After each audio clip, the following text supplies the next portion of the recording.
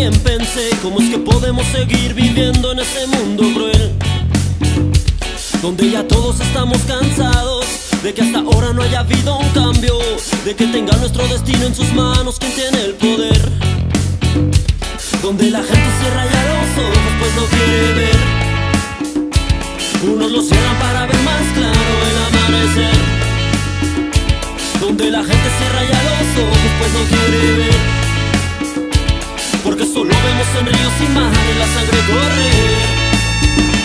Y estamos un poco cansados de toda esta situación, de que solo afecta al pueblo toda esta corrupción, de que haya mucho atentado y gente desaparecida solo para desviar la vista de todo lo que incrimina a la gente responsable de que exista hambre y dolor, y que solo por caprichos se han jodido a la nación.